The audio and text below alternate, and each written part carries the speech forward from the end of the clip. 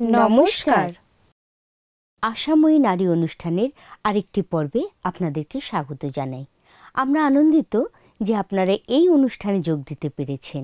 এই পর্বের শিরোনাম হচ্ছে নতুন মনুষ্যকে পরিধান করা, যা পরিধান করা হয়নি। এটি ইফিসীয় তার 4 অধ্যায় 20 ওপরে আধারিত। প্রেরিত পৌল যা পরিধান করা হয়নি সেটি দেখিয়ে আমাদের বুঝতে সাহায্য করেছেন নতুন মনুষ্যকে পরিধান করা বলতে কি বোঝায়। এখানে পৌল আদমে পুরাতন মনুষ্যের চরিত্র ও অভ্যাসকে খুব সুন্দরভাবে চিত্রিত করেছেন। 20 পদের প্রেক্ষাপট বুঝতে আমাদের আগের পদগুলি উল্লেখ করতে হবে। আচ্ছা ঈশিতা, তুমি কি আমাদের ইফিসীয় 4 অধ্যায় 19-20 পদ একবার বলবে? নিশ্চয়ই। তাহারা অসার হইয়া সলবে সর্বপ্রকার অশুচি ক্রিয়া করিবার জন্য আপনাদিগকে শৈরিতায় সমর্পণ করিয়াছে, কিন্তু তোমরা খ্রিস্টের বিষয় এরূপ শিক্ষা পাও নাই। পৌল এখানে খ্রিস্টের সেই নতুন জীবনের কথা বলেছেন। খ্রিস্টে নতুন পথে চলা হচ্ছে মাংসে পুরাতন পথে চলার সম্পূর্ণ বিপরীত। পুরাতন ও নতুন পথ চলার মধ্যে তফাৎগুলো পরীক্ষা করে দেখুন। পুরাতন পথ চলা হচ্ছে আত্মিকভাবে নির্লজ্জ, যেখানে নূতনটি প্রত্যেক ধরনের পাপের প্রতি সংবেদনশীল। পুরাতন পথ চলা তার চিন্তায় দুষ্ট, নূতনটি পুনর্নবীকৃত। এখন আমাদের সামনে যে প্রশ্নটা এসে যায় সেটা হলো, আপনি কি খ্রিস্টে নূতন একটি জীবন পেতে চান? দেখুন বন্ধু, আমাদের শারীরিক বৈশিষ্ট্য, সম্পদ, খ্যাতি ইত্যাদি আমাদের জীবনে ক্ষণকালের জন্য আসে, কিন্তু আমাদের জীবনে যিশু চিরস্থায়ী হয়ে থাকেন যখন আমরা তাকে হৃদয়ে স্থান দিই। হ্যাঁ, যখন আমরা খ্রিস্টের থেকে দূরে থাকি তখন যে মন্দতা আমাদের মধ্যে থাকে সেটা আমরা একবার লক্ষ্য করি। ইফিসীয় তার 4 অধ্যায় 19-20 পদে পৌল এই কথাই উল্লেখ করেছেন। এখানে পথ চলার অর্থ হলো কিভাবে আমরা জীবনযাপন করি। প্রথমে 22 পদে সাধু পৌল পুরাতন মনুষ্যকে ত্যাগ করতে বলেছেন। নূতন মনুষ্যকে পরিধান করা মানে নিজের পুরনো সত্তাকে পেছনে রেখে আসা। পুরাতন ও নূতন মনুষ্যের মধ্যে স্পষ্ট পার্থক্য আছে। পুরাতন হচ্ছে আত্মকেন্দ্রিক এবং নিরর্থক, আর নূতন হচ্ছে খ্রিস্টকেন্দ্রিক এবং উদ্দেশ্যমূলক। পুরাতন ঈশ্বরের সত্য সম্পর্কে অজ্ঞ, কিন্তু নূতন এটি জানে এবং বোঝে। পুরাতন নৈতিক ও আত্মিকভাবে কলঙ্কিত ও নির্লজ্জ, নূতন প্রত্যেক ধরনের পাপের প্রতি সংবেদনশীল। শেষে পুরাতন তার চিন্তা ভাবনায় বঞ্চিত হয়ে থাকে, নূতন পুনর্নবীকৃত হয়। আচ্ছা দিদি, আমার ধারণা বাইবেলে মনোভাব অথবা কর্মকে বুঝতে পোশাককে ব্যবহার করা হয়। হ্যাঁ, তুমি একদম ঠিক কথা বলেছ। আমরা এটা ইফিসীয় 6 অধ্যায়ে লক্ষ্য করে থাকি। এখানে আমাদের বলা হয়েছে ধার্মিকতার বুকপাটা, সত্যের কটিবন্ধনী, শান্তির সুসমাচারের সুসজ্জতার পাদুকা, বিশ্বাসের ঢাল ইত্যাদি পরিধান করতে হবে। একইভাবে সাধু পৌল একজন বিশ্বাসীর ক্রিয়াকলাপ ও মনোভাব বর্ণনা করতে পোশাকের উদাহরণ ব্যবহার করে বলেছেন যে তিনি কি পরবেন অথবা কি পরবেন না। পৌল কলসীয় তার 3 অধ্যায় 12 পদে বলেছেন, অতএব তোমরা ঈশ্বরের মনোনীত লোকদের, পবিত্র ও প্রিয় লোকদের উপযোগী মতে করুণার চিত্ত, মধুর ভাব, নম্রতা, মৃদুতা, সহিষ্ণুতা পরিধান করো। আচ্ছা দিদি, এখানে পোশাকের গুরুত্ব কি? দেখো, পৌলের সময়ে পৌত্তলিক ধর্মের দীক্ষা নেওয়ার অনুষ্ঠানে পোশাক পরা ও খুলে ফেলার চিত্র ব্যবহার করা হতো। অনুপ্রাণিত লেখকেরা এখানে প্রকৃত পোশাকের বিষয় লেখেননি, কিন্তু এই কথাটি রূপক হিসাবে ব্যবহার করা হয়েছে। প্রেরিত পৌল পৌত্তলিক সমাজের সংস্কৃতি সম্পর্কে অবগত ছিলেন। তিনি তাদের মন, তাদের জীবনযাত্রা আর তাদের রীতিনীতি ভালোভাবেই বুঝতেন। আর তার ঈশ্বরের অনুপ্রাণিত রচনাগুলি এই পরিবেশের প্রকৃত বর্ণনা ছিল। পুরাতন নিয়মেও নৈতিক ও ধর্মীয় গুণাবলী পরিধান করার অনেক উদাহরণ আছে। এখানে প্রেরিত পৌল খুব সম্ভব পুরাতন ও নূতন সৃষ্টির প্রতিনিধিদের অর্থাৎ আদম ও খ্রিস্টকে উল্লেখ করেছেন। খ্রিস্টকে গ্রহণ না করলে আমরা এখনও আদমেই আছি, আদমকেই পরিধান করছি আর পাপের দ্বারা শাসিত হচ্ছি। আমরা ধর্মতাত্ত্বিক বিবরণের বেশি গভীরে ঢুকব না। পৌলের বক্তব্য খুব সহজ। এমন অনেক বিষয় আছে যা খ্রিস্টের অনুসারী রূপে আমাদের করা উচিত নয়। একজন খ্রিস্ট বিশ্বাসীকে অবশ্যই তার অতীতের সাথে একটি মৌলিক বিচ্ছেদ সৃষ্টি করতে হবে।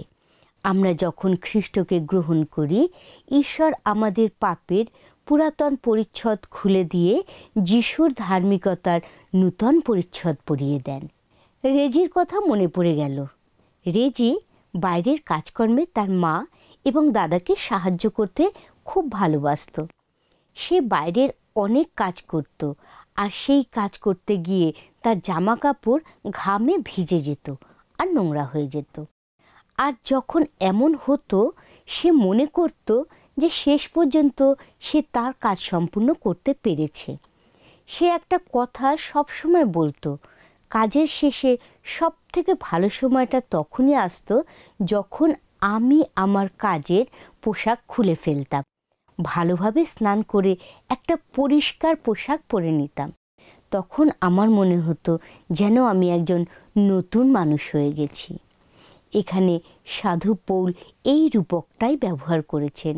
অপরিষ্কার জামা কাপড়ের মতোই আমাদের খুলে ফেলতে হবে বিশেষ কিছু অভ্যাস, ইচ্ছা, উচ্চাকাঙ্ক্ষা, বন্ধুত্ব, ভাষা, মনোভাব, ব্যবসায়িক প্রথা, বিশেষ কয়েক ধরনের গান বাজনা, সিনেমা, ভিডিও, স্বামী বা স্ত্রী এবং সন্তানের সঙ্গে ব্যবহার, জামা কাপড় পরার বিশেষ স্টাইল এবং কিছু ভাবনা চিন্তা ইত্যাদি।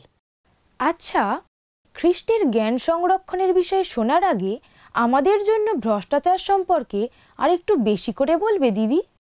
অবশ্যই বলবো। একজন উদ্ধার না পাওয়া মানুষের হৃদয়ে ভ্রষ্টাচার একেবারেই ঈশ্বরের গ্রহণযোগ্য নয় এবং তার কোনো আশাও নেই। ইফিসীয় তার 4 অধ্যায় 18 পদে বলা হয়েছে, তাহারা চিত্তে অন্ধীভূত, ঈশ্বরের জীবনের বহির্ভূত হইয়াছে, আন্তরিক অজ্ঞানতা প্রযুক্ত, হৃদয়ের কঠিনতা প্রযুক্ত হইয়াছে। খ্রিস্টকে হৃদয়ে স্থান দেবার আগে আমাদের মূল সমস্যা হচ্ছে হৃদয়ের কঠিনতা। উদ্ধার না পাওয়া মানুষের বোঝার ক্ষমতা অন্ধকারময় হয়ে পড়ে। কোনো ব্যক্তি যখন ঈশ্বরের ইচ্ছা অনুসারে জীবন ধারণ করে না, তখন সেই ব্যক্তির চিত্তের বিষয়ে বর্ণনা করে বলা হয় যে সেটা অন্ধকারময়, বিদ্রোহী, নির্মম।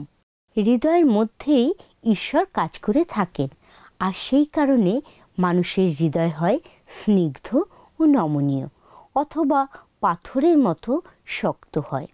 যা লেখা আছে যেহিজকেল তার 11 অধ্যায় 19 পদে। হৃদয় ঈশ্বরের ধর্মীয় ও নৈতিক চাহিদার প্রতি একজন ব্যক্তির সম্পূর্ণ প্রতিক্রিয়াকে প্রতিনিধিত্ব করে, আর তাই হৃদয়ের কঠিনতা একটি নেতিবাচক অবস্থার বর্ণনা করে, যেখানে সেই ব্যক্তি তার জীবনে ঈশ্বরের করুণাময় প্রস্তাবকে অবহেলা করে। ঈশ্বরের বিরুদ্ধে হৃদয় কঠিন হলে কি হয়? তাহলে এই বিষয়ে শুনি এবার আমরা দিদির কাছ থেকে। এটা খুব গুরুত্বপূর্ণ একটি প্রশ্ন। আমি তোমাকে কমপক্ষে 6টি পরিণতির কথা বলি। প্রথমত, বোঝার অভাব হয়। একটি কঠিন হৃদয় ঈশ্বর আমাদের সঙ্গে কি ভাগ করে নিতে চান সেটা আমাদের বুঝতে দেয় না। মার্ক তার 8 অধ্যায় 17 পদে লক্ষ্য করি, শিষ্যেরা তাদের স্বচক্ষে যিশুর আশ্চর্যক্রিয়া দেখেছিলেন এবং তার থেকে অভিজ্ঞতা সঞ্চয় করেছিলেন, কিন্তু তারা যিশুর শক্তি গ্রহণ করতে পারেননি। তাদের বিভ্রান্তি বুঝতে পেরে প্রভু যীশু তাদের জিজ্ঞাসা করেছিলেন, তোমরা কি এখনো কিছু জানিতে পারিতেছ না, বুঝিতে পারিতেছ না? তোমাদের অন্তঃকরণ কি কঠিন হইয়া রহিয়াছে? দ্বিতীয়ত, তিক্ততা ও বিরক্তির প্রকাশ হয়। অন্যেরা যখন কষ্ট দেয় তখন অনেক সময় মানুষের মনে তিক্ততা ও বিরক্তির সৃষ্টি হয়। প্রার্থনা ও ক্ষমার মাধ্যমে মনের এই ভাবকে এড়ানো সম্ভব। ইফিসীয় তার 4 অধ্যায় 31 থেকে 32 পদে আমরা দেখতে পাই, সর্বপ্রকার কটুকাটব্য, রোষ, ক্রোধ, কলহ, নিন্দা এবং সর্বপ্রকার হিংসেচ্ছা তোমাদের হইতে দূরীকৃত হোক। তোমরা পরস্পর মধুর স্বভাব ও করুণ চিত্ত হও, পরস্পর ক্ষমা করো, যেমন ঈশ্বর খ্রিস্টে তোমাদিগকে ক্ষমা করিয়াছেন। তৃতীয় বিষয়, ঈশ্বর এবং অন্যদের কাছ থেকে বিচ্ছিন্ন হয়ে থাকা। যখন তাদের হৃদয় কঠিন হয়ে যায় তখন অনেকেই ঈশ্বর এবং অন্যদের থেকে বিচ্ছিন্ন হয়ে পড়ে। আদিপুস্তক 4 অধ্যায়ে কইন ও হেবলের কাহিনী এর একটা বড় উদাহরণ। কইনের অগ্রাহ্য হওয়া উপহার তার অন্তরে ঈর্ষা সৃষ্টি করেছিল। সে বিষয়টাকে নিজের হাতে তুলে নিয়ে তার ভাইকে হত্যা করেছিল। আসুন বন্ধু, আমরা চতুর্থ বিষয়টি দেখি। কঠিন হৃদয়ের আর একটা চিহ্ন হলো ক্ষমা করতে অস্বীকার করা। পবিত্র বাইবেলের মথিলিখিত সুসমাচার তার 6 অধ্যায় 14 থেকে 15 পদে আমাদের বলা হয়েছে, কারণ তোমরা যদি লোকের অপরাধ ক্ষমা করো তবে তোমাদের স্বর্গীয় পিতা তোমাদিগকেও ক্ষমা করিবেন, কিন্তু তোমরা যদি লোকদিগকে ক্ষমা না করো তবে তোমাদের পিতা তোমাদেরও অপরাধ ক্ষমা করিবেন না। এছাড়াও কলসীয় 3 অধ্যায় 3 পদ ও লুকলিখিত সুসমাচার তার 17 অধ্যায় 3-4 পদে লক্ষ্য করুন। পঞ্চমত, কঠিন হৃদয়ের আরেকটি নিদর্শন হলো উদাসীনতা। এর মধ্যে আছে সেই মানুষেরা যারা নিজেদেরকে ঈশ্বরের থেকে, তার বাক্য থেকে, মণ্ডলী থেকে, এমনকি অন্য মানুষদের থেকেও সরিয়ে রাখে। তাদের জন্য সবার প্রার্থনা করা উচিত। ঈশ্বর এদের পরিবর্তন করে এমন এক মানুষে পরিবর্তন করতে পারেন যে তারা আনন্দ সহকারে ঈশ্বরের প্রশংসা করতে পারে। এবারে আসি ষষ্ঠ বিষয়ে। অনেক সময় অহংকার কঠিন হৃদয়কে নির্দেশ করে। অহংকার হলে মানুষ ঈশ্বরের থেকে নিজের উপরে বেশি নির্ভর করে। আপনি যদি আপনার জীবনের কোনো অহংকারের সঙ্গে লড়াই করছেন, তাহলে বন্ধু ঈশ্বরের সাহায্য চান। তিনি জানেন আপনার হৃদয়ে কি আছে। এই কথা আমাকে অহংকারের বিষয় একটা গল্প মনে করিয়ে দিল। তাহলে শুনুন বন্ধুরা, একটা পুকুরে 2টো হাঁস আর একটা ব্যাঙ বাস করত। তারা প্রতিবেশী ও অন্তরঙ্গ বন্ধু ছিল। গ্রীষ্মকালে তারা সারাদিন একসঙ্গে খেলা করে বেড়াতো। শীত পড়ার সাথে সাথে যখন জল শুকিয়ে গেল আর তখন হাঁসেরা উপলব্ধি করল যে তাদের সেখান থেকে চলে যেতে হবে। এটা তো তাদের পক্ষে খুব সহজ ছিল, কিন্তু তাদের ব্যাঙ বন্ধুর কি হবে? শেষ পর্যন্ত ঠিক হলো যে 2 হাঁস তাদের ঠোঁট দিয়ে একটি কাঠি ধরে থাকবে আর ব্যাঙটা মুখ দিয়ে সেই কাঠিতে ঝুলে থাকবে, আর এই অবস্থায় তাকে নিয়ে হাঁসেরা উড়ে অন্যত্র চলে যাবে। তারা সেই কাজই করল। এমন সময় তাদের উড়তে দেখে একজন কৃষক তার স্ত্রীকে জিজ্ঞাসা করল, কি অসাধারণ বুদ্ধি! এমন চিন্তা কার মাথায় থেকে এলো বলতে পারো? সেটা শুনতে পেয়ে ব্যাঙটি তার অহংকারকে চেপে রাখতে পারল না, আর সে বলে উঠল, এটা আমারই পরিকল্পনা। এটাই হচ্ছে অহংকারীর পরিণতি। যেমন কথায় আছে, পতনের আগে অহংকার আসে।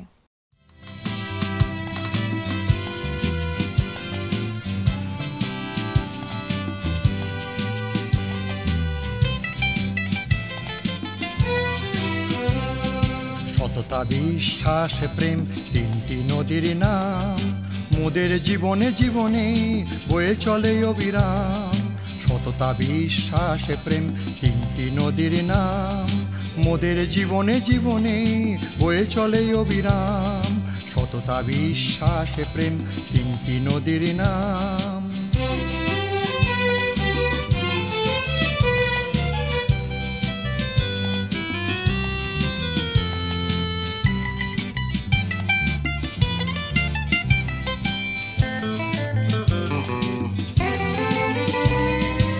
যেখানে সততা নাই খ্রিস্ট সেখানে নাই, যেখানে সততা নাই খ্রিস্ট সেখানে নাই। সততা মনের দৃঢ়তা আনে এ যে গো প্রভুর দান, সততা মনের দৃঢ়তা আনে এ যে গো প্রভুর দান, এ যে গো প্রভুর দান, এ যে গো প্রভুর দান। সততা বিশ্বাস প্রেম তিনটি নদীর নাম।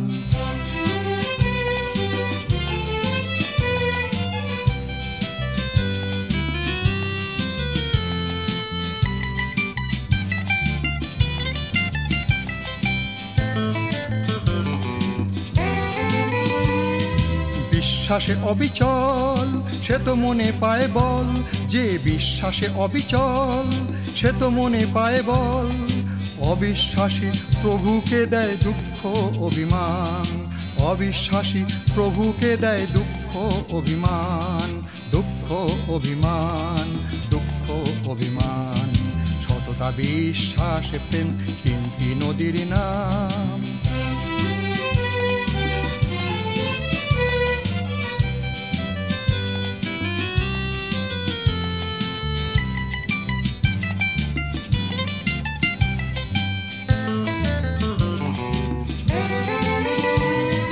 মনে যার প্রেম আছে সে থাকে যিশুর কাছে, মনে যার প্রেম আছে সে থাকে যিশুর কাছে।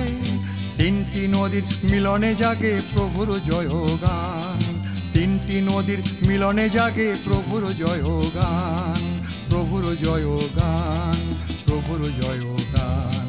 সততা বিশ্বাস প্রেম তিনটি নদীর নাম, মোদের জীবনে জীবনে বয়ে চলে অবিরাম। সততা বিশ্বাস প্রেম তিনটি নদীর নাম, সততা বিশ্বাস প্রেম তিনটি নদীর নাম, সততা বিশ্বাস প্রেম তিনটি নদীর নাম। পবিত্র বাইবেল থেকে আমরা জানতে পারি বেলশৎসর রাজার কি হয়েছিল। দানিয়েল 5 অধ্যায়ে আমরা দেখতে পাই যে বেলশৎসরের পিতা নবুকদনেছরের সমৃদ্ধির কারণে তার যে অহংকার হয়েছিল তার জন্য ঈশ্বর তাকে শাস্তি দিয়েছিলেন। তিনি খুব শক্তিশালী ছিলেন আর তাই অন্যান্য দেশের সমস্ত লোকেরা তাকে খুব ভয় পেত। অথচ 20 পদে আমাদেরকে বলা হয়েছে, কিন্তু তাহার অন্তঃকরণ গর্বিত হইল ও তাহার আত্মা কঠিন হইয়া পড়িলে তিনি দুঃসাহসী হইলেন, তাই আপন রাজসিংহাসন হইতে চ্যুত হইলেন ও তাহা হইতে গৌরবান্বিত হইল। দানিয়েল বেলশৎসরকে সতর্ক করলেন যে এই কথা জানলেও তিনি নিজেকে নম্র করেননি। দানিয়েল বলেছেন, কিন্তু আপনার নিঃশ্বাস যাহার হস্তগত ও আপনার সকল পথ যাহার অধীন, আপনি সেই ঈশ্বরের সমাদর করেন নাই। এটাই হচ্ছে কঠিন হৃদয়ের একটি নিদর্শন। এটা একটা ভয়ঙ্কর ঘটনা, আর এমন ধরনের ঘটনা ঘটলে সেই ব্যক্তির হৃদয় ঠিক করা একমাত্র ঈশ্বরের পক্ষেই সম্ভব। আর এমন ঘটনা আরো কোন দিকে এগিয়ে যায়? এমন ধরনের আত্মিক অন্ধকারের ফলাফল বাস্তব জীবনকে অজ্ঞতার দিকেই নিয়ে যায়। হয়তো আমাদের বাইবেল অধ্যয়নে প্রভূত জ্ঞান থাকতে পারে, কিন্তু শাস্ত্রের সঠিক অর্থ আর অনন্তকালের মহান বিষয় সম্পর্কে আমরা একেবারেই অজ্ঞ হয়ে থাকতে পারি। এটা কোথায় আমাদের নিয়ে যায়? দেখো, ঈশ্বরের সম্বন্ধে সত্য বিষয়ের এই অজ্ঞতা আমাদেরকে লোভ ও লম্পটতার দিকেই নিয়ে যায়। লোভের বিপদ সম্বন্ধে বুঝতে আমাদের সলোমন রাজার জীবনের বিষয় দেখতে হবে।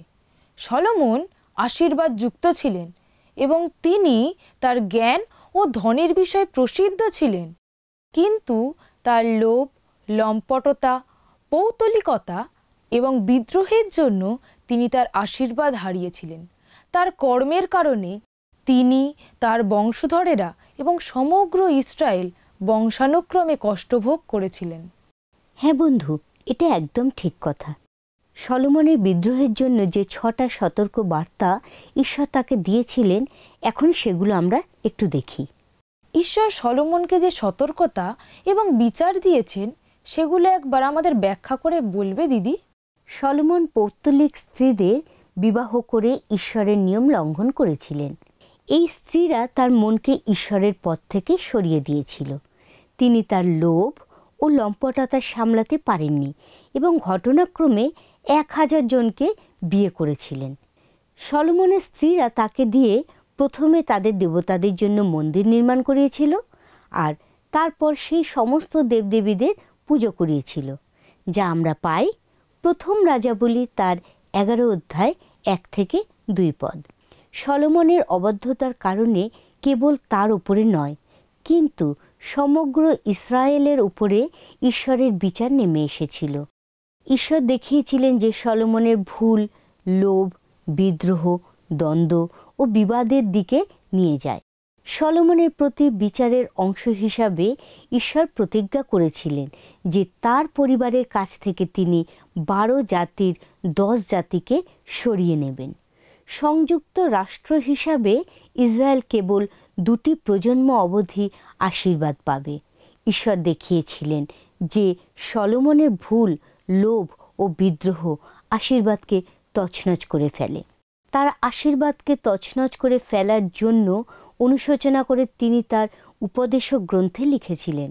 তার অনুশোচনা থেকে ঈশ্বর দেখিয়েছিলেন যে লোভ ও বিদ্রোহ দুঃখ কষ্ট নিয়ে আসে। ইসরায়েলের সবচেয়ে জ্ঞানী ও বিখ্যাত রাজার কি দুঃখের কাহিনী! হ্যাঁ, সত্যি খুবই কষ্টের কাহিনী। এখন আমরা ফিরে যাই জামা কাপড় পরার প্রসঙ্গে। একজন বিশ্বাসী কি কি বিষয় থেকে মুক্ত হবেন? তুমি কি কলসীয় তার 3 অধ্যায় 5 পদ আমাদেরকে একটু বলবে? নিশ্চয়ই দিদি। অতএব তোমরা পৃথিবীস্থ আপন আপন অঙ্গ সকল মৃত্যুস্বাদ করো, যথা বেশ্যাগমন, অসুচিতা, মোহ, কু অভিলাষ এবং লোভ। প্রথমেই আমরা দেখি পৌল বিভিন্ন ধরনের যৌন পাপ উল্লেখ করেছেন, যার থেকে একজন বিশ্বাসীকে মুক্ত হতে হবে। যৌন অনৈতিকতা হচ্ছে সমস্ত রকম বিবাহ বহির্ভূত যৌনতা। অসুচিতা হচ্ছে সমস্ত রকমের লম্পট চিন্তা, নোংরা কথা, জোকস এবং কাজ। লম্পটতা হচ্ছে অবৈধ যৌনতার প্রতি অসম্ভব মোহ। সাধু পৌলের সময়ে বিবাহ কেবলমাত্র মানুষের ইচ্ছা পূরণের জন্যই সংগঠিত হতো না, সেটা সংগঠিত হতো যাতে একটি উত্তরাধিকারী পাওয়া যায় এবং বেশি শক্তি ও মর্যাদা অর্জন করা যায়। একজন রাজা অন্য দেশের কোনো রাজকন্যাকে বিবাহ করতেন যাতে তার প্রভাব বেড়ে যায়। সমসাময়িক সংস্কৃতির প্রভাব থাকলেও খ্রিস্টে আমাদের নূতন স্বর্গীয় অবস্থানের কারণে আমাদের অনৈতিকতার পুরাতন পোশাক ত্যাগ করতে হবে। আচ্ছা, সমস্ত ধরনের ভুল মনোভাব এবং মন্দ কথাবার্তা থেকে কিভাবে মুক্ত হওয়া যায়? হ্যাঁ, এটা তুমি একদম গুরুত্বপূর্ণ একটা বিষয় বলেছ। দয়া করে একবার কলসীয় 3 অধ্যায় 8 পদ একটু বলবে? অবশ্যই। কিন্তু এখন তোমরা এ সকল ত্যাগ করো: ক্রোধ, রাগ, হিংসা, নিন্দা ও তোমাদের মুখ নির্গত কুৎসিত আলাপ। কলসীয়দের প্রতি প্রেরিত পৌল বলেছেন যে যেহেতু তারা এখন তাদের পাপপূর্ণ পূর্বের অবস্থা থেকে পরিবর্তিত হয়েছে, তাদের এই পাপ থেকে নিজেদেরকে নোংরা পোশাকের মতো পৃথক করতে হবে। তিনি বলেছেন এমন ধরনের পাপকে আর কখনোই পরিধান করা উচিত নয়। এই পাপগুলির মধ্যে শুধু যে পূর্বে উল্লেখ করা পাপগুলি আছে তা নয়, কিন্তু বেশ্যাগমন, অসুচিতা, মোহ, কু অভিলাষ এবং লোভ, এছাড়াও ক্রোধ, রাগ, হিংসা, ঈশ্বরের নিন্দাও আছে। তাদের মুখনির্গত কুৎসিত আলাপ থেকেও বিরত থাকতে হবে। এটাকে ভ্রষ্টতা বলা হয়েছে, যা লেখা আছে ইফিসীয় তার 4 অধ্যায় 29 পদে। এটা সত্যি যে অনেক সময় আমরা আমাদের পুরাতন মনুষ্যকে গুরুত্ব দিই না এবং আবার সেখানেই ফেরত চলে যাই। মনে রাখতে হবে যে আমাদের জীবনের পথে যে সমস্ত মন্দতা আসে সেগুলো অতিক্রম করার শক্তি ঈশ্বরই আমাদের প্রদান করেন। তাহলে আসুন বন্ধু, আমরা প্রার্থনা করি। প্রার্থনায় যাই। মঙ্গলময় স্বর্গীয় পিতা, প্রভুকে তোমাকে ধন্যবাদ দেই যে এই সুন্দর অনুষ্ঠানের মাধ্যমে আমরা শিখতে পারলাম কিভাবে আমরা নতুন মনুষ্যকে পরিধান করতে পারি। আশীর্বাদ করো প্রভুগো, যেন এই যা শিখেছি আমরা যেন বাস্তবিক জীবনে আমাদের ব্যবহার করতে পারি। আমাদের সঙ্গে থাকো, ছোট্ট প্রার্থনা প্রভু যিশুর নামে চাই, আমেন। প্রিয় বন্ধু, আপনি যদি এই অনুষ্ঠান থেকে আশীর্বাদ পান তাহলে স্ক্রিনে দেওয়া মিসড কল নম্বরে একটা মিসড কল দেবেন ও প্রার্থনার নম্বরে আমাদের সাথে যোগাযোগ রাখবেন। আপনি ভালো থাকবেন। নমস্কার।